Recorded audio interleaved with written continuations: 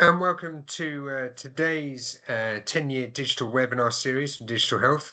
This one is focused on digital workforce and what we need to deliver the 10-year vision. Joined by an array of panelists from across the NHS, both from the centre and various kind of localities. We have had quite a lot of registrations for this event, and we've got about 50 or so who have joined us so far, but we had over 250 registrations. So I will give people a couple of minutes to join us. Then the panel will introduce themselves, and then we'll just basically get into a discussion. If you have questions, the Q&A function on this format does not work, but please use the chat function. I'll be able to review that, raise any kind of core questions into the team if we haven't covered them already. Any other comments, etc., that's your place to be. If you're struggling with any digital, getting online, can't hear, usual kind of IT manager advice, turn off, turn back on again, normally fixes it. Or try a different browser instead of the app, if that, I find the browser better than the app. There will be quite a bit of kind of discussion to go through. We will record it. We will put it up on digitalhealth.net, so if you can go back and refer to it, or if you've got any colleagues who are unable to make it who'd registered, then they can go back and look afterwards.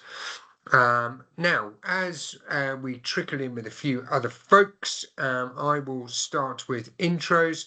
So, Nick, could I start with you, please? Would you mind introing yourself?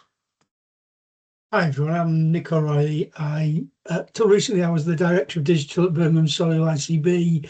I'm one of those people who's retired and returned.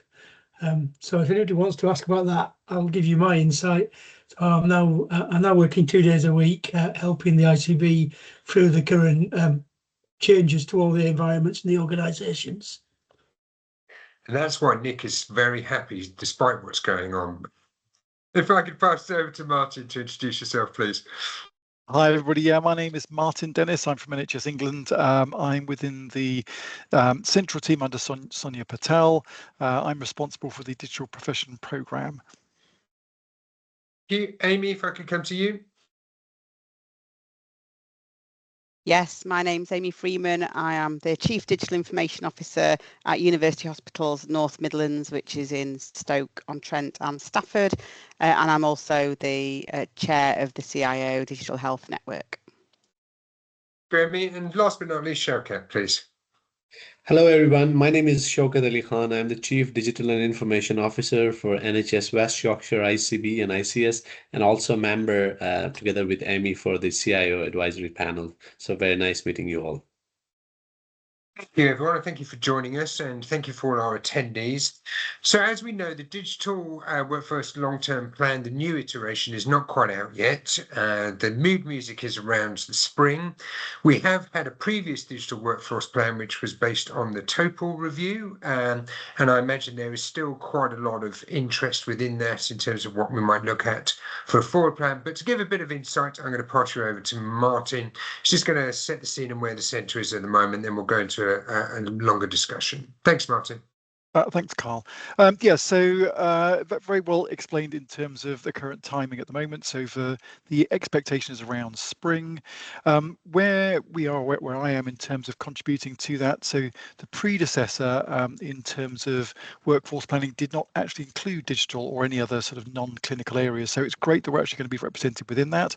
I've spent the last couple of months doing a fair amount of modelling in terms of forecasting around potential workforce growth within digital and data areas, with some variation depending on the professions. That's got to go through some ratification, so I'm not unfortunately in a position to be able to sort of say what those are, but at the moment we're putting forward expectations of a fair amount of growth needed to support the 10-year workforce plan in terms of expectations, and we're in the process of doing some of the narrative around that to sort of explain some of that connection in terms of what's going on. And there is some conversation internally, sort of recognition around the fact that with this significant move into digital, then it is going to require an amount of digital skills to do that, even with productivity tools, AI tools helping our own digital workforce as well as the wider workforce. We're certainly making it very clear that digital is not just the activity that the less than 3% of us that do digital within the NHS perform, actually the other 97% of the workforce also need to be able to use digital confidently, competently, more advanced than just using your phone for banking. So you've got your whole electronic patient record systems. What about artificial intelligence? How do you do that safely? How do you do that to augment your work and do those sorts of things? So there's a lot we're looking at on that. What I do is one of my collaborators or sort of partners in a sense is James Freed. He leads the Digital Academy, so he does all the educational side, both in terms of digital literacy for the wider workforce, digital skills, digital leadership skills, and there's also Sarah Blundell who looks after the Data and Analytical Academy as well. So we all work very closely together, try and bring a sort of cohesive set of activity, and we work alongside the regional digital skills development networks. So that's all the work that we're doing. At the moment, we're spending quite a bit of work on the competency framework. We're getting feedback around the need for sort of job descriptions, getting those done. We have an apprenticeship toolkit we're publishing. We've done some updates to the health career site, so that's for career changes for people coming into digital. I've been in some negotiations with FedIP and the digital professional bodies, looking at trying to get discounted rates for membership for those people at band 7 or below. I can't give any more details on that at the moment because we're just going through approvals, but hopefully that will be available from next year. And also, obviously, we use a lot of the data from the census that we captured this year, last year, to advise and feed into what we're doing and our planning. And obviously, we're doing a lot of planning around the spending review and those sort of first 3 or 4 years of the 10-year health plan. Is that enough of a summary, Carol? Good start, Martin. Wonderful. Amy, could I come to you and just ask the question around where you feel the current skills are around digital, both from a clinical workforce, but also from the wider technologist side as well, please? Just a quick overview of where you think we are at the moment. So I would describe where we are as patchy. I don't think we've got consistency around things like CDIOs being on the board. I don't think everybody's got CNIOs in place. I don't think everyone's got AHP representation in place. I don't think everybody's got pharmacy and midwifery all boxed off from a digital perspective. So, but there are some really good areas of excellence and examples of excellence where that is in place, and it's really helpful to see how the digital maturity and capabilities of those organisations who have invested in those roles are doing in comparison to those who don't. So I think it's a mixed bag. I couldn't come on this session today without reflecting what's happening in the ICBs, and I think we are heading to potentially hemorrhaging a significant number of people in the digital space, our digital colleagues, and then finding ourselves without the necessary resources, and then probably spending a small fortune having made people redundant, having spent money on that, and then spending a small fortune with KPMG and Deloitte on buying those services and skills back in probably. So I just couldn't not say, and for me that's the elephant in the room. I don't think I could have come on today's session without addressing that. But in general, it's mixed and very variable.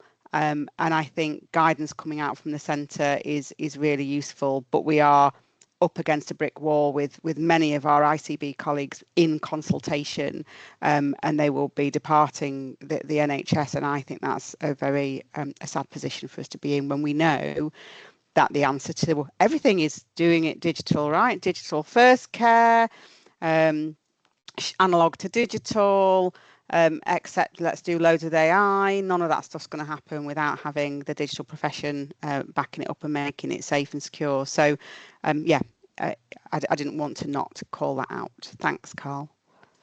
I mean, no, I think it's well said. We've had various other sessions on this. We have ICS, ICB members as part of our panels and part of our networks, and it's an ongoing discussion. And the feeling is some of these initiatives are a little bit late for those kind of people to fix, which is a bit of a shame. There is shifting over of ownership of services and products and exactly where those digital skills will be in order to deliver some of those is a little bit unanswered at the moment. Now, Shaka, as somebody who works in an ICB, I'd like to just come to you to just give a bit of a view of what's happening in your organisation at the moment, because it is different per ICS, per ICB. There's not a single blanket approach to how they're looking at reducing their headcount and their costs. Enough for me, Shaka.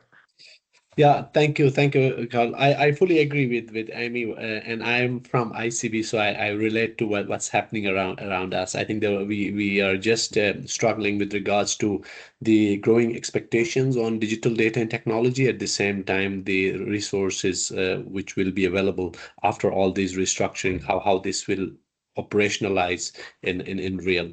With regards to West Yorkshire ICB, as many of you know, that we consist of 5 districts: Leeds, Bradford, Wakefield, Kirkdale, and Crickley. We are around 100,000 colleagues around. And what we have done within our ICB is that we have established the digital data, AI and technology literacy program, which consists of five verticals. That includes the digital literacy, which has then sub portions for our 100,000 colleagues, our citizens, which is around 2.7 million citizens within our area, to educate them about what are digital tools available for them to connect with NHS services and everything.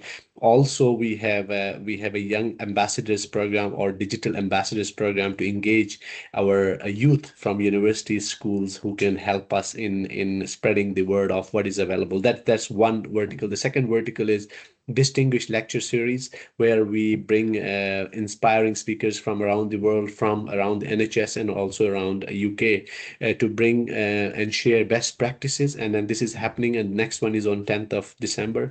The first one, we actually invited the inventor of internet, who came and then talked about whether he's regretting finding the internet or not, and then many other amazing topics. And the another vertical is the West Yorkshire ICB board development, because I really believe on educating and advising on board and executive managements as well. Before they decide on digital data and technology, they need to have the right information, or at least the right assistance on where we are in these technologies, and then what is required to decide for the future. And then we have 2 focus areas. One is for AI focus area, and one is for cybersecurity focus area, because for the 10-year plan, the expectations are huge with regards to digital data and technology. And what is center here is how to upskill ourselves, how to prepare our colleagues, how to prepare and educate our citizens. And all these verticals I mentioned, these are to educate ourselves and our patients, and also our staff, 100,000 staff. And as we need to educate everyone, but also it's equally important to educate ourselves. So we have around 2,500 digital data and technology colleagues within our West Yorkshire partnership. So we do specialized programs to upskill those as well. But I think all these are happening in parallel of all the uncertainty which Amy just mentioned. I really hope that these things will calm down, and then there is a recognition of having all these right resources in place, and especially bringing stability in this area, so that all those amazing ambitions and expectations will be fulfilled. Thank you. Shaukat, it looks like you're doing some great things there, and it looks like a lot of that is continuing. However, I do know that there's some ICSs and ICBs who look like they're going to have their digital teams completely wiped out. So it looks like we're going to have completely different ends to the solution going forward. So Nick, I just want to come to you on the topic around job descriptions, which Martin mentioned earlier, and I heard a rumor HIMSS had sent out a myriad of job descriptions.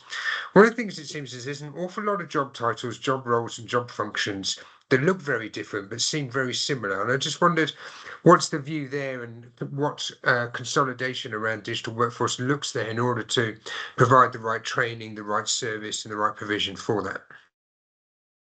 Yeah. So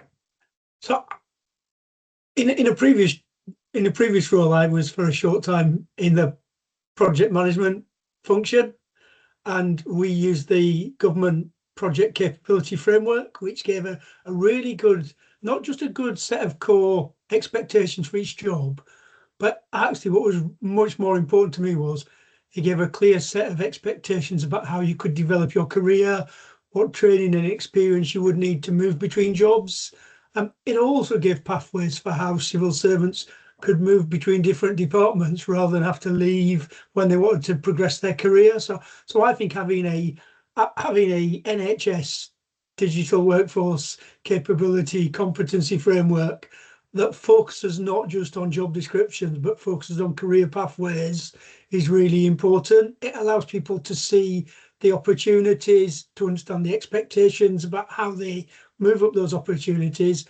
And also picking up on some of the things in the chat though, fundamentally it also has to include what upskilling, reskilling, training, investment. One of my concerns is when we're under budget pressures, the money to invest in training very quickly gets cut. It's a false economy every time we cut it. We need to protect that investment in training, and not just to get training when there's a new EPR system or there's a new X system. That's niche training. It's important and has to be provided, but actually the wide training, the wider investment.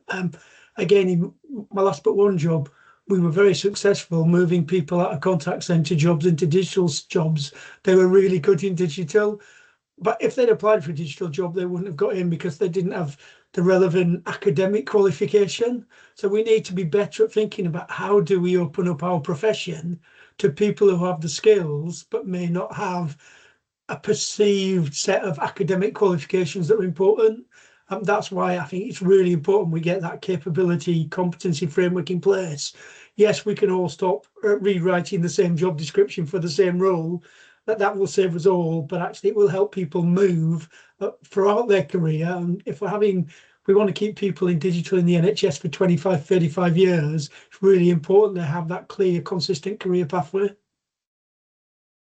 It's a very good point, and it came up yesterday at our joint panel meeting in London when people were talking about what's next for me, where's the program, where do I go next, and people have similar roles but very different roles. Some of those might be clinical professions and routes that they go down, some of it might be digital, some of it is departments, and there is a question there, and looking to identify someone similar to you is very difficult at this stage. So Martin, just on some of those core competencies, and I appreciate it's difficult to use Alex Cinnamon yesterday of swim lanes of where things are, and I appreciate it's more complex than that. But I just wanted to get a little bit deeper into where you feel like some of this training and where some of this identification for people who come in from the centre. Yeah, well, I'll start with the sort of competency side of stuff, and then build on it from the training side. So and it's great to see all the comments in the chat as well. So do keep those coming as we're talking. But I wholeheartedly agree with Nick and all his points around the educational side and the commitment that's needed. So the reason I'm starting with the competency model is because I'm really passionate about the fact that an awful lot of professional areas have very similar competence areas, and you can move between them. And I think, the call center side moving into digital, that whole analytical, helpful side, and going through a sort of step process of looking after things, and understanding user experience and all those types of things. You can see why those skills are really helpful for going in that direction. But you're quite right. You need to then add to those in terms of the competences required. So it is our aim expectation to get there. In order to be able to do those career path things, we've got to have the base career framework, which we've got. We then need to have those role descriptions. So FedIP, so the Federation of Informatic Professionals, that's the overarching professional body for the likes of British Computer Society, AFA, Chime, and there's two others, CILIP and Societum, and another one. So they've been doing a piece of work for the last 2 years, pulling that together and getting a lot of consistency with the skills for information age, so Sophia, and also the GDAD framework as well, but trying to make it more NHS focused. We haven't majorly launched it because it's not quite finished. We're now funding that to be completed by the end of March. There'll be some launch things around that at the beginning of next year. Those role descriptions, they're pretty decent. They get you a reasonable way in terms of describing them. We've got 14 job families, 76 roles, and the role levels within that makes about 220. So it's quite comprehensive. But fully accept that lots of people do blended roles, and people will move between those. So that gives us the base framework to define that. Then working with the likes of Sarah Blundell, as I said, for digital and data, James Freed from Digital Academy, we're looking at the appropriate training to help people move around. We've been doing some work within NHS England, for example, taking people who are project professionals and helping them move into delivery management and that sort of agile skill set. And that's been really successful. And as per the comments in the chat, there's a huge amount of inbuilt understanding about the NHS that's worth retaining and helping people with those skill changes. So that's the aim and expectation, is to use that competency framework to help people understand their base skills. We'll look to expand, hopefully, the professional bodies included with FedIP, and we're also doing a piece of work to define those role descriptions at agenda for change level of detail. So for those of you who have the joy as being a line manager and writing job descriptions, going through what's called agenda for change panels, we're looking to create a number of those. We're looking to, I think, 80 of those ready by the end of March, and we're going to do another 100 or so next year. So we are going to work through those and have various communities. And I say they form the basis in terms of skills and development from there. I think you answered the question as it came in there, Martin, on so that was very good timing. Amy, just coming to you, because obviously there are professions that do these things. There's private organisations that do training. Some people have good training organisations and HR departments in their organisations. Other people don't, as is the case across the board. In terms of what you think is missing from either a clinical perspective or for people who are looking to further their career in digital, I get the impression that people don't really know where to go. So we'll throw things around. We started the mentoring program. So if you could just touch on some of your kind of experience there around both clinical and technologists, people coming through, and the mentoring program. I appreciate it's a big question, Amy, but I'm just keen to link them together. Yeah, and I think the question about what training you have in an organisation and what training is available across the wider NHS is very different, right? So I share some of the comments that are in the chat about our training department. We've got 4 people. There's 14,500 staff at UH&M. I mean, clearly that is woefully under-resourced. We're never going to be able to train on anything other than the next product that's going live with that number of trainers, and we're still doing quite an old-fashioned style of training. So we're not using modern training capabilities where you can do just-in-time training. Because I'm about to do a prescription for the first time, but I don't know what to do. You get that just-in-time training capability. We haven't got that. So I think inside organisations it's very varied. I think within the wider NHS, I almost might suggest there's too much choice, and then it becomes difficult to know what the right choice is. So most regions have got skills development networks, digital skills development networks. They have an absolute plethora of training courses that if your organisation subscribes to, which by the way is an absolute bargain, you can get ITIL service management training, you can get Prince project management qualifications, you can get Copilot AI training, you can get Microsoft training, you can get how to be clinical, how to be a digital clinician training, a real plethora of really quite amazing quality training for very, very little cost, frankly. We've then got some of the stuff that's coming out of what was the Digital Academy. They had their core program of training with the PG dips that they did, but there's also spin-off training and education pieces as part of that work. At a basic level, most of us get free Microsoft training through our Office 365 subscription, whether you're on the national tenant or on the local tenant. So you almost then end up going, well, which is the right training for me? There's so much training. I kind of lose track of what would be helpful. And I think this is where tying it into job descriptions would be helpful, because if we were saying to do this job role, this is the professional skills you should have, and these are the training courses that will help you gain those professional skills, all of a sudden you can map out your career. If you want to get to my job, you can go, right, I'm currently a band 4, I've got to do this to get to a band 5, I've got to do this to get to a band 6, all the way up to my role. So that's where we need to get to. So I don't think it's that there isn't training. I think there is a lot of training. I think it's people knowing it's there, knowing how to access it, making it visible, and being clear when is what sort of training good. You then bring into the mentoring, and the mentoring that I've been involved in has been predominantly for aspiring exec director level type roles, so people who are already in that digital space but are wanting to make that move onto a trust board, or wanting to make that move into the CIO or CDIO role.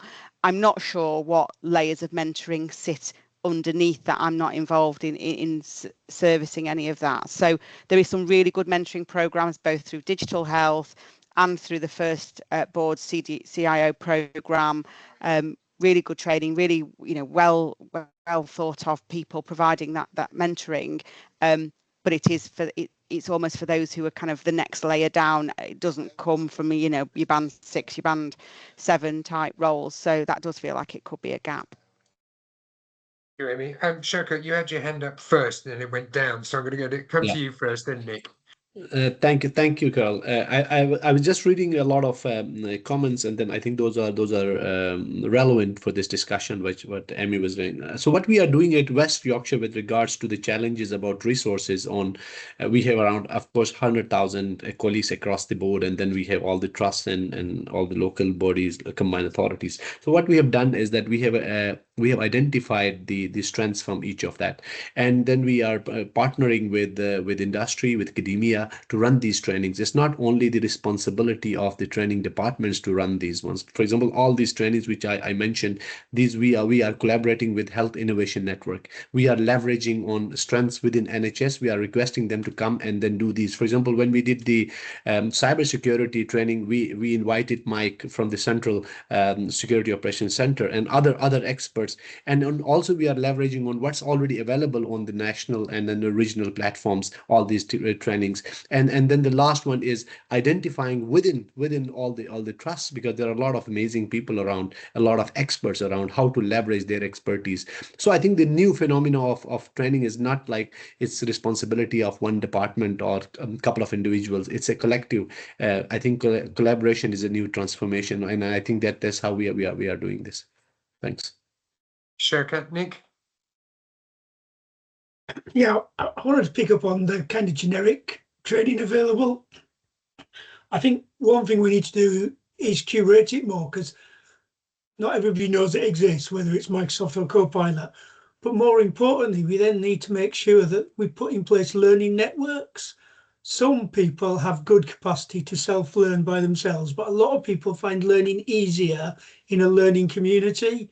So, and I think I speak for my own organisations, the ones I worked in, we've been very poor at doing that kind of learning network approach. So it's, how do you put in local learning networks where people can help and support each other, and where there might be someone, whether it's from a digital post or not, who can kind of do some drop-in if they've got questions and challenges. I suppose it's the same concept as the skills development network, but in each of our organisations, how do we build local learning networks to make better use of those generic training, which I think is really important. The other thing I'd say there is some managers are great at giving their staff time to do that self-learning, but a lot of our managers under a lot of pressure to do various things, again, they're not very good. And they will challenge staff who are trying to do some self-learning, saying, you shouldn't be doing that, you should be doing this. And it's for all of us to make it really clear that upskilling, reskilling, investment, we all have personal development plans, we all have appraisal systems, but I don't think we all set a minimum number of hours learning for all our staff. And for me, having that clear thing, asking your staff in your objective, have you done your 50 hours training this quarter, would be a really interesting way to flesh out that actually, again, there's a hidden gap and people aren't doing the training, and that 50 hours a quarter should be non-negotiable for me. And I think we need to do more on that and make sure that that's embedded in our HR and our management processes, because otherwise there'll be big groups of staff who don't get the time to do the learning. Thank you, Nick. I think there's there's disparities as well, isn't there? There's the willing who want to learn, who can self-learn and go through a managed learning program with their managers. You've got clinical staff who are keen to understand digital more and more and get more involved in that. We also know there's a whole stack of clinical staff who have had enough of digital, don't want to do any more work on it, don't want to do any more training. Yeah, these are the people who are front and center if we're going to move to more digital services, change in workflows, etc. We also have one of the members from the panel who mentioned some of his staff don't know the difference between News and News2, which is a kind of patient information system for those who aren't aware, versus AI. And people using old word practices, even though they've got access to Office 365. So there is a massive gulf of difference. And we talk about everyone being a digital workforce. So, Martin, I want to come to you from the centre. And again, I know you don't have everything kind of prescripted out at this stage, so no pressure. But how do you move the, I guess, the slower lane? I don't want to call them Luddites, but you get the general gist. It's people are focused on what they're doing rather than necessarily getting involved in digital. So how do you take the unwilling as opposed to the willing along on some of these activities? No, completely understood, and it's and I've been looking through the chat as well. Different people learn. There's a lot of neurodiversity across all professions within the NHS in terms of how people operate. We have to bear in mind that I suspect most of the people on the call are digital background, so we've got a certain propensity and willingness to try things out. We're quite used to experimenting, those type of things. For the other 97% of the workforce, that is not their sort of go-to thing that they're happy with. You can look at clinicians and nurses and that type of thing, and from their point of view, yes, they understand about research, trying different things out, but their approach and their rigor can be quite different. And that sort of trial and error and undo and looking at different areas, it simply may not suit them. So going back to the point made very well earlier on in terms of one of the issues with budget cuts is that often training goes first. It is a real issue because we can't rely on those free to use aspects that people go and find themselves to self-educate, because it doesn't suit everybody. And actually there's a whole aspect, especially with some of the AI stuff, if people have been lucky enough to be on some of the Copilot cafes, just hearing about other people and what they do, and it's like, oh, I didn't have digital skills, but I've done this, that, and the other with AI, and they go, had no idea, but it puts it in the right context for them. And I really like the idea that's been talked about sort of verbally, but also in the chat around the skills networks. I mean, I know about communities of practice. And not only do we need those within digital, but we need those across other professions to help people. And there's a bit of a conversation going on around hybrid roles. It's probably not the right title. The idea between a hybrid role is somebody's got a certain role, be it medical, clinical, be it estates, be it portering, whatever it is, but they use digital to augment what they do considerably, and they act as almost like a champion for their skills in their area. So using those skill networks, having some of those hybrid people who are those champions, I think is going to be really key. Going down that route, it's those people. We can't have those people just doing password research and a number of those things. They need to, have an amount of leadership, support, driving change, being able to do business change, education, help with their community. So one of the best ones I like to refer to is digital midwives. So you'll have a community of, say, 200 to 400 plus midwives in a hospital. They'll pick one, or maybe they may job share it and say, right, and they actually say you no longer need to deliver physical babies, but you as a midwife are going to be there to help the entirety of the rest of the maternity unit adopt, use, and approach digital in a much more effective way. And that it's not mandated, but every single one of the 150 maternity trusts have one. And they're even looking at obstetricians, and so saying, should we have digital obstetricians to help them and that community in terms of their skills? So it's a bit slow at the moment to make that happen. You wouldn't necessarily do exactly the same manner and method for other nursing or doctor categories, but some of the conversation been around trying to bring some of those people together so they can help push change, digital change, innovation across an entire trust or hospital in terms of how they operate. So I think that there's a number of different ways and levers that needs to happen. one thing on its own never is going to do it. It's going to be a multitude of things, and you've got to find the right characters and people, and they absolutely need the right culture and leadership support to help them move that forward. The benefit for a lot of the people who do it is it's a specialist role. They get paid more. It gives them a amount of experience. Talking about career paths, a number of nurses like midwives say, well, they get to a ceiling to a certain point. How do they get to some of those other roles? Actually, some of these additional hybrid or specialist roles provide that opportunity to do something more broadly and develop a broader set of skills. And it's a career path for them. So if I just elaborate a little bit on that, so instead of actually having a wider training pool, which have dedicated trainers, if you've got a digital doctor, digital nurse, digital physio working in those kind of individual teams, as someone who go to, works in my company, somebody knows how to use this system and that system. So they're the experts rather than going through a training department. And as Amy mentioned earlier about just-in-time training, I'll get a training on a system. I don't use it for 6 months, then I need to go and use that system, and I have no idea how to use it. And there isn't that quick kind of go here, click that, talk to this person, message this person to get a bit of help as you need it, and therefore you don't use it. Is part of the problem. And we know that for clinical engagement, if people struggle to begin with, it's much, much harder to get them back on using it again later.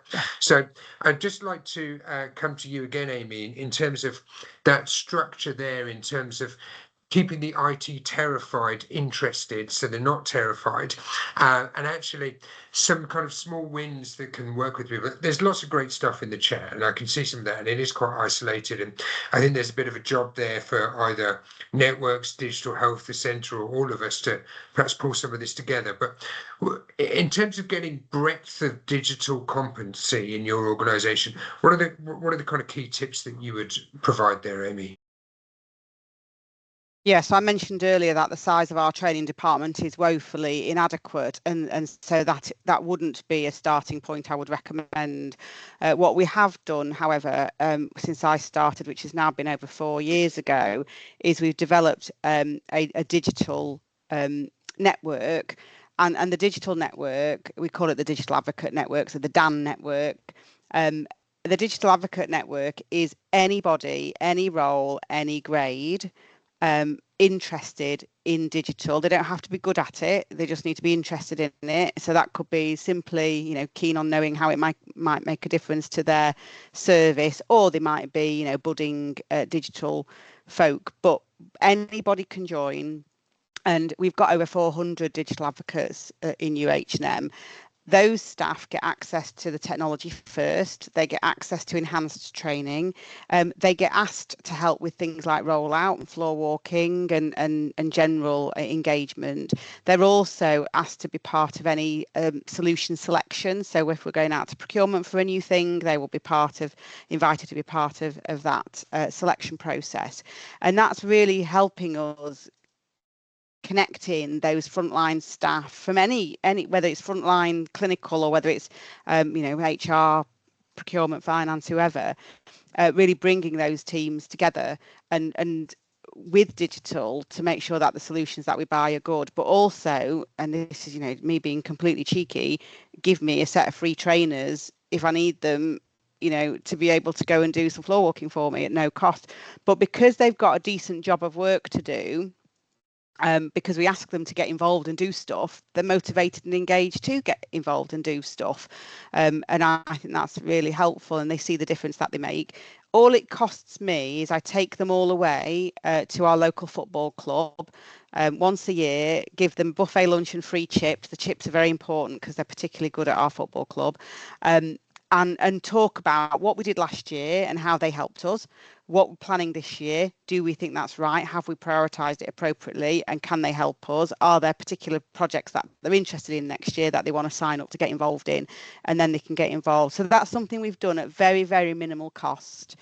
It is on top of people's day jobs. So the problems that have been mentioned in the chat about releasing time, staff do need to, negotiate that or help. And actually, I have had people come to those DAN days where they've taken annual leave to come, which I don't agree with. I don't think it's right. We should be allowing them to come, but they found that they've struggled to get time off their rota or whatever, so have done so, and they really do get engaged. So I think that's been a real help for us. And of course, you've got 450 people in your organisation who are keen and interested. They help share. They become the first port of call for people in their team. They become they become your little super user or your power user or whatever you want to describe. And because they've got a good relationship with digital, we'll help them out and go the extra mile because of what they do for us. So that's one of the things that we've done in our organisation. Amy, I was keen to highlight that because we see it in organisations when they're looking to implement a large piece of software. It doesn't necessarily have to be an EPR, but often is. They'll build teams, both clinical teams and digital teams, for what they need to do before implementation, the team for implementation, and then it quickly disappears again. And that kind of longevity of team that Amy's got, I thought was a great example. So thank you, Amy. I want to move on to skills gap analysis because we've rocketed through this session already. Nick, could I just start with you on where you think there's some core kind of skills which are missing and what we could potentially do about that? I think I'll start by saying I don't really know, because I don't think we've done a proper skills gap analysis. And answer the question perfectly, Nick. Fundamental thing is we haven't done a good skills gap analysis. I hate to say it because I've always been critical about how much there is in the digital maturity assessment, but the part of the digital maturity assessment that is very light is on assessing our digital workforce and our non-digital workforce. So I think we need to invest time in doing skills gap analyses for different parts. One recent experience was I was leading the Digitising Social Care programme for the ICB. Clearly, we now have much better digital skills in a lot of our care homes than we did 3 years ago, much to the thanks of engaging with West Midlands Care Association, who've done that upskilling. But actually, there was that expectation that people in care homes would just be able to use digital systems, which is not true. So I think we do need to focus on how we do skills gap analysis. I think that also then, if you're going to do a skills gap analysis, like if you're going to do an NHS staff survey, you've got to back that up. The expectation, if someone's identified a skills gap analysis, is you're going to take some action about it. So if we're going to do this, we have to be committed to investing in upskilling, reskilling, and reducing those gaps. My concern in the current climate with cost reduction, particularly in ICB world, but equally in NHS England and in provider trusts in terms of having to return to pre-COVID levels of funding, is that it's not going to be easy to build that robust case that on the back of a skills gap analysis, we do upskilling and reskilling. Nick Martin, can I come to you? Yeah, just to compliment, there's a whole bunch of things in the chat around other skill areas and things.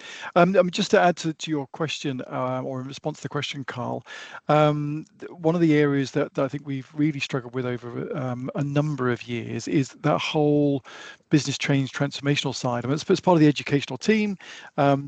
But there's a set of skills there, and I'm still finding, to be honest, a lack of real appreciation of that within arm's length bodies and even within sort of departmental level in terms of understanding it. So I'm putting my arms around it with what I'm doing and saying it's an integral part of the delivery of digital, is that whole business change, the transformational side, the engagement. I mean, there's huge amounts of chat. I mean, not only from what Amy and Nick and Shaukat have said around those skills, that the clinical informatic roles that bridge the language between digital and clinical, but that transformational side is so important, and there's so much research that's been done to sort of say, why have these projects failed? It's like because they've implemented a system, provided training, maybe not on time, and then not done the follow-up.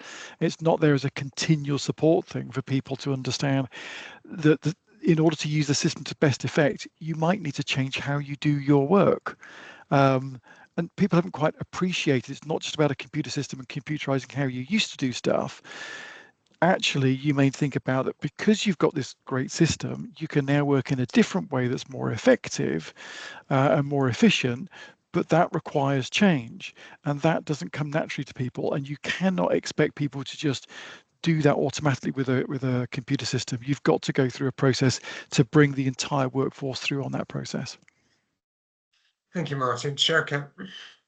Yeah, just to add on this, I think there is a really good potential on increasing the focus on digital workforce strategy, because at the moment 2/3 of the institutions across NHS, they don't have the strategy even, right? Only 30% have the strategy. So I think that is one of the requirements going forward, where we can only put our strategy and then the roadmap to upskill and having some sort of overall visibility across how we are doing with this, because this would be a core in facilitating and in formalizing the implementation of the 10-year plan, because the skills are the key drivers of the success. Thank you, Showkat. Amy? So you've picked a little bit of a scab for me there, talking about transformation, because we still see in organisations a quality improvement team using some kind of lean methodology approach, a very separate PMO team, usually managing cost improvement programs actually, but dressed up as a PMO, so managing projects. Then a different transformation team who might be doing clinical transformation. And then digital would usually have their own business change or transformation capability. And in my experience, in the 4 organisations I've worked in frontline, none of those are joined up and working together. In fact, potentially competing for resource or competing for airspace and time. And so frontline staff can end up with change fatigue because they have the QI person in on Monday and the transformation person in on Tuesday and the digital person on Wednesday. And, you know, frankly, that's rubbish, isn't it? And I do question in 2025, what transformation are we really doing that doesn't have some kind of digital and data component? And at what point do we say, let's stop faffing about and actually do some work to integrate those functions much more closely? Because at the moment, I think there's duplication, there's repetition, and we're using different methodologies and different approaches. And I don't think that's helpful for frontline staff who are experiencing those different contacts at different times of their improvements. So for me, that is another elephant in the room. When are we going to just sort that out and have digital and transformation as a single capability? Because frankly, if you're doing transformation without some kind of digital and data component, one, you're not doing digital first, which is in the 10-year plan, but 2, you're not really doing major transformation. You're just twiddling about, in my opinion. Thank you, Amy. It's a solid point, and I think as money gets tight, we talk about multidisciplinary working, we talk about multi-professional teams, particularly with neighbourhoods and what that looks like, and changing community working. But how does that work internally? And it is one of those things. Yes, we need some more clinical engagement, more clinically led digital solutions. But if you haven't got that digital expertise set alongside them, those things can quickly go on. There isn't the decision made to stop and burn and move on to the next thing. And it can keep spending money and keep spending money. I will channel my inner CIO from a previous kind of NHS organisation who said the only transformation that's coming out of our department is from the digital team, but we report to finance. The transformation team report to the CEO and they get to do whatever they like. It's not the only example. Amy, you've got your hand up again, so I'm going to have to come back to you, and then I'm going to come to you, Martin, on that. Thanks, Carl. So in the digital space, we really are starting to push boundaries around multidisciplinary team working and having MDT approach to the way we deliver patient care, etc. For me, digital has to be the same. It is a team sport. IT folk can't do it on their own. Clinical folk can't and should not do it on their own. Data folk can't do it on their own without good systems to collect the data in an efficient way. It has to be a team sport. And we've managed to crack that in the clinical space with MDT working. Why can't we do that in the digital arena? And I think that's for us to try and craft, actually. But yeah, that was the point I was going to make. Jeremy, Martin, I want to come to that, but also just to add to that in terms of one of the things that is missing from the 10-year plan is cybersecurity. Now we're adding all of these extra digital functions, we're adding extra modules and layering on top of layers, different multidisciplinary teams, people procuring systems and individual teams that aren't necessarily going through the IT department, which creates greater vulnerabilities in cybersecurity. So I just wanted to add that context to the question for you, Martin, as well. Sorry, the conversation's moved on a bit. So which question are you for? We're running out of time, so we're getting lots in, Martin. So what aspect do you want me to cover on that? So I think one, in terms of that group working internally, that it's getting digital and clinical and the wider kind of teams working together. But then also the understanding of how you manage cybersecurity within that, because you've got that grounded expertise and executive level understanding around cyber resilience. Yeah. So I'll build on what Amy said, because I think her example is really the right way to go in terms of bringing those together. And it was very interesting, your point around all the different change teams being different and having different methodologies. So trying to bring that together, I think, is going to be key. One of the things we're looking at is around, and it goes back to some of the skills development side of things, is to try and make that simpler and easier to engage with. So the reason I say that is because I think there's a multiple different places people can look. They can either look at free stuff on the internet, what's through the sort of Microsoft national contracts. If I think it's about 87% of trusts are on that now. Or is it through the Digital Skills Development Network, or is it through your professional bodies? What about your communities? What about the health innovation networks? I can see it being quite complicated, and people won't necessarily know where to go, what's the most effective, what's recommended. So part of what we're trying to drive, and we're going to be trying to shape how that's going to look and feel, building on some of people's experience out there at the moment, and taking that further forward, is how can you make it so you've almost got a one-stop shop of where to go, probably using digital skill development networks as a sort of route to try and bring those things together, but trying to make it so it's easier to get to all that expertise in a more sort of in a simplified manner. It's still complicated. You've got a whole bunch of different skill sets and groups and communities to go to. But again, that would help with training needs analysis, but also career development, career paths, because you've got a reasonably consistent way of trying to pull that together. So we're looking at how that's going to work. I'm currently sort of sharing some models and ideas with people, and I'll be catching up with likes of Amy and other people here on the call and elsewhere, just to understand some examples out there. It'll obviously be something that fits locally, but that larger group led, so as Shaukat was saying, that sort of ICB level, even without having so many digital skills at the ICB level, actually looking at that volume of people, 100,000 staff, it gives you a reasonable critical mass to be able to then share skills and experience. And we know already that there is no single ICB that's absolutely amazing. Every ICB has some high-performing organizations, some lower-performing organizations. So we need to get those communities together so we bring everybody up in terms of their capability. Thank you, Martin.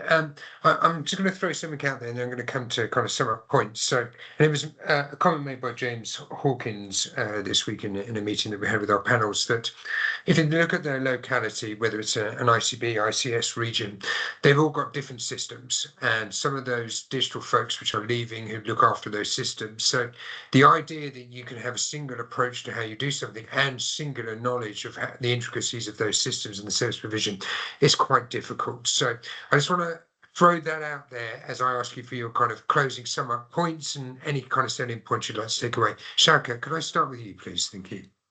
Just a couple of minutes. Yeah. So I think as I mentioned, and it was mentioned multiple, I think we have a big we know where the issue is. We know where are the possibilities, and I think I would just say that we need to reduce the empires of isolation within NHS, and this is something I can say it because I came from outside world. There's so much amazing thing works. We just need to be open for collaboration. We just need to be open for learning from each other and then supporting from each other. And I think based on those principles, there are so many things we can do. As you can see, Martin just mentioned that in each ICB there are some amazing examples and then some struggling examples, right? So if we can just pick some of those amazing examples and then have some sort of standards on rollout across the board, I think that can hold a lot of things together.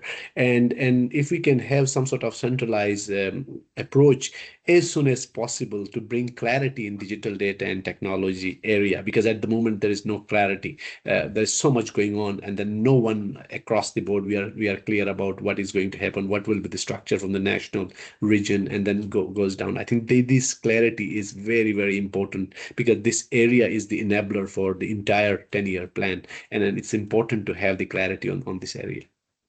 Sure. Okay. Nick, could I come to you next, please? I didn't catch the name. Was that Nick or Amy? Sorry, Nick. It was Nick. Okay, I suppose my final point will be we need to use the term inequality a lot more, whether it's digital inequality, health inequality. Everything we're doing in digital should be looking to reduce inequalities and to empower people. I know politically it might not be the buzz phrase, but I think it really worries me that we might make health inequalities greater, the gap between those who can and those who cannot even worse, because we are promoting digital. So I think in everything we do, we've got to keep inequality and the consistency of health and care at our forefront, and that equally is true of our own workforce and our patients, and those who possibly should be our patients but aren't, the people we really miss out. So I think if we drove an equality agenda on how we do all our digital planning and our digital workforce planning, and we think about how has this helped reduce inequalities, that would be a good measure. Amy, could I come to you next, please? Yeah, because I'm going to be a little bit controversial, Nick. Apologies. So I don't disagree that we should do meaningful equality impact assessments for anything that we develop and design, both for our own workforce and for our patients. But I do worry that there are some organisations not making basic improvements in the way they can deliver and offer care, because Mary, who's 79 and has got dementia, doesn't know how to use an iPhone, and so what we then do is say, actually nobody can self-book an appointment because Mary, who's 79 and can't use an iPhone, can't. And my argument would be, actually, why don't we empower those who can too? And then the capacity we're then left with, because we don't need an army of booking clerks, can then focus on Mary, who's 79 and has got dementia. And I do think there is, I hear it in my own organisation going, well, we can't use our patient portal because 5% of people in Stoke don't have a phone. Yeah, but 95 do. So why don't we serve the masses and then put in additional capabilities for the 5%?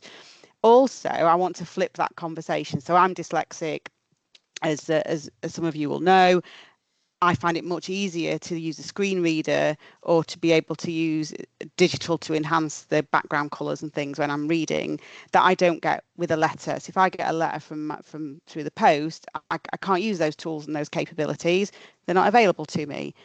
In Stoke-on-Trent, we've got an average reading age of 9, yet we still send out letters that people can't understand. If we send those letters out digitally, they could put them into an AI to say, tell me what this means in English, because I don't understand it. We've got a high number of people who don't speak English as their first language. If they get a paper letter, they've got to use tools to try and translate that into their home language, whereas if that was offered to them digitally, they'd be able to do it much more efficiently. So I do think sometimes we worry about the have-nots disproportionately to the people who would benefit from that capability. And actually, should the answer be, how do we work in the margins for those who can't, and rather than hold back progress for those who can? Yeah, so sorry to be a little bit controversial. I'm not saying we should just, ride roughshod, but I just think we forget about the people who would benefit now in favour of those who can't. So, yeah, sorry, thank you. Amy. Martin, can I get your last points, please? Yeah, thank you very much, indeed, and wholeheartedly agree with the rest of the panel in terms of their comments as well. I'll choose a sort of complementary topic then.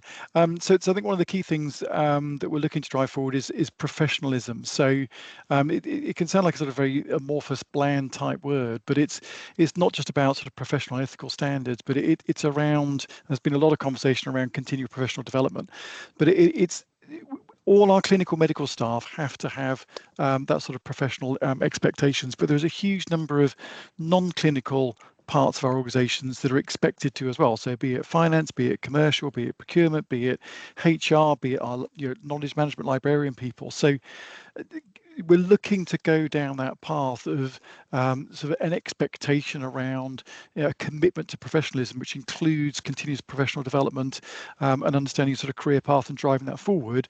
I am engaging with the professional body to say they need to do better and to sort of prove their worth and bring more to the conversation, to the party. But I think that, along with everything else that people are saying, and putting that as a totality around how we engage with the rest of our staff and things, I think it's going to be really key to take it forward. Martin. So I think it's a good point. There is clinical as a profession and there's CPD available. There isn't quite the same profession and CPD available for the IT professionals and wider aspects and other divisions and workforce that work in the NHS as well. There is going to be a session with FedIP and Martin at Rewired. I hope you know about it, Martin, because your name's on the list. So there will be a little bit digging deeper into kind of profession that will run on the digital leadership stage. There'll be lots of your peers and colleagues on there as well. Amy, you're obviously desperate to say one last thing. I was just summing up, but I'll come back to you, Amy. Oh, sorry. I just That's all think it's a really good point that Martin raises there about the skills and at what point do we say it is fundamental for people who work for the NHS, whether they're a porter, a cleaner, a nurse, a medical director, that actually they can use digital? And should we make it in the same way for some roles we'll have competency tests as part of your interview process? Should we have competency tests as part of all interview processes, not necessarily as a way of saying I don't want to give you a job, but as a way of saying if you are really brilliant at being a porter but your digital skills are rubbish, actually we're going to take you for 2 weeks, we're going to sheep dip you in digital skills, and then we'll let you do your day job, so that we do, as part of our general 10% churn, we do start to build those skills and that expectation. I put in the chat, you can't stack shelves in Tesco's without using a computer. What makes us think that we can deliver complex healthcare without using a computer? But we seem to accept it. So maybe we could look at doing something as part of the entry of people into roles, and making sure they get the appropriate support up front. Very good point. Thank you very much, everyone on the panel, for giving up your time. I really do appreciate it, as hopefully our audience does. There's been some good chats, so I think lots of people engaged. People are very passionate about this. There is change that is coming. There is a lot of time and investment, and there's an awful lot of very good people in this market who can help each other out as well. Let's try and expose as much of it as possible and try and give people a single view of what's happening as much as we can. That's my plea to you, Martin. I'll speak to you all soon. Take care, Absolutely. everyone. Have a great weekend. Thank you much, everybody. Bye-bye. Have a good weekend. Bye.